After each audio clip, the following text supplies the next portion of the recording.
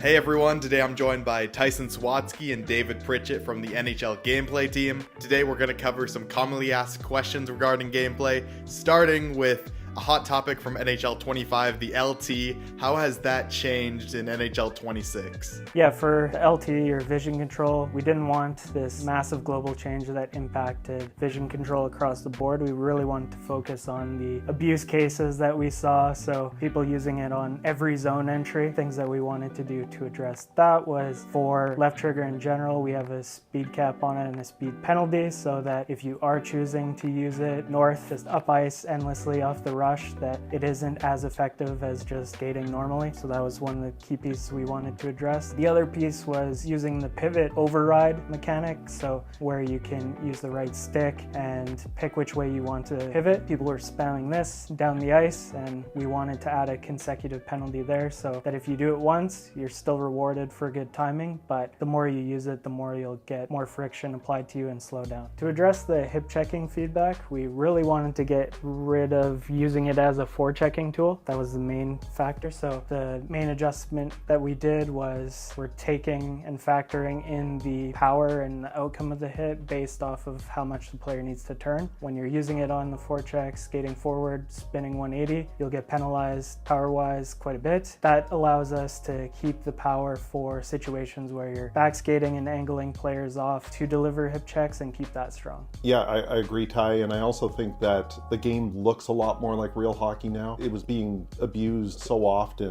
that the game just stopped kind of looking like real hockey. So by toning these things down and making them less effective in certain situations, the game now starts to feel a lot more like real hockey and of course look like real hockey too. For addressing reverse hitting, the main feedback was just the invulnerability and how easily you could skate through other players no matter the size difference. So for reverse hitters, this time around we'll be able to have players stumble who are doing the reverse hit and absorb some of the contact, but not just cleanly skate through the player as easily as before. Similar factors determine like height and weight, the relative speed of the players, the ratings, the timing. It's just not going to be as easy to breeze through as previously. The feedback that we got from the community, kind of boils down to there just being too many of them. I think there was around 70 X Factors originally. As a result, what happened there is that they just kind of felt watered down. It wasn't super clear what a given X Factor did or whether it did anything at all. And they certainly weren't all balanced. Like there were some that were clearly more impactful to our users, like elite edges or wheels, than others, right? So the first thing that we did was we kind of distilled this down to the 28 most important X Factors that we felt would provide the most impact. And we wanted to make sure that all 28 of these were viable. None of them would kind of be left on the sidelines. And I think we achieved that. In addition to that, the other point that I want to make here is we've definitely simplified kind of the activation scenarios in the game. It's much more clear to the user through things like the UI that we use when an X Factor is triggering, so that you can learn how these things actually trigger in the game and how your opponent teams are equipped so that you can learn how to defend against them better. It's going to be much more obvious when these X Factors are triggering in the game, and that's super important. Like we're using our indicators now to actually communicate what X Factor is triggering versus kind of a generic icon, but also we have animations that are very specific to a lot of these X Factors as well, which kind of just show you through the body language of the various players that, oh, you're doing something kind of unique and special here. And this is super helpful not only to be able to see in the moment when a given X Factor is triggering, but also to be able to learn how your opponents are equipped and how they're utilizing these X Factors so you can learn how to defend against them. With the new X Factors, we also wanted to make sure that we still have a variety of X Factors for different player types as well. So power forwards get their abilities, playmakers, snipers, defensive and offensive defensemen still have tools available to them, and then goaltenders, of course, as well.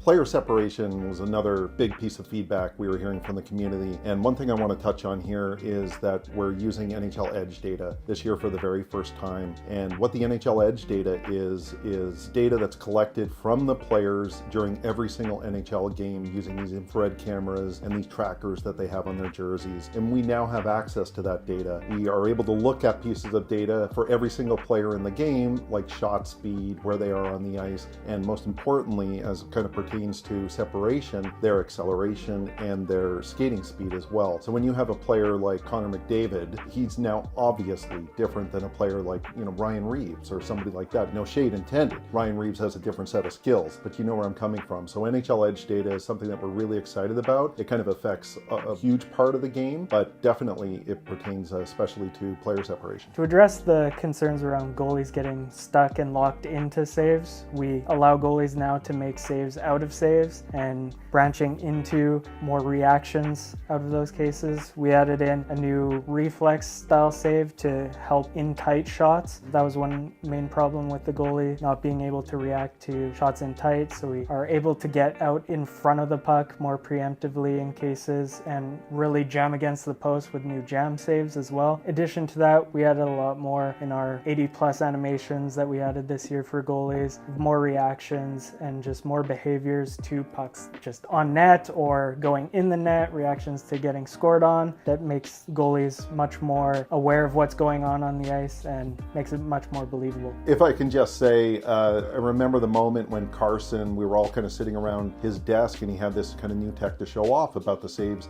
being made out of saves, and there was a shot on net, a slap shot from the point. There was a high tip right in front of the net, and the goaltender originally thought that he was going to have to make a glove save, and the puck went low after the tip, and he kind of kicked out his left leg to make the save, and we all were just like, okay, this is a trailer moment. This changes the game for us. Obviously, one of the big pieces of feedback that we get from the community every single year is how do we make our game play more like the real thing? How do we make the players on the ice feel more like their respective real-world counterparts? We've already talked about the edge data a little bit, but do you want to talk about, Ty, the attributes, the tendencies? Yeah, for tendencies, we basically look at players' archetype, their X factors, and their attributes, and weigh in tendencies and their player behaviors based off of those three things. So you'll see players who are more physical, lay the body more, players who are more stick check oriented, really look to deliver stick checks off the rush and kind of angle players out, really trying to nail a lot of the player specific differentiation. So you'll see there's like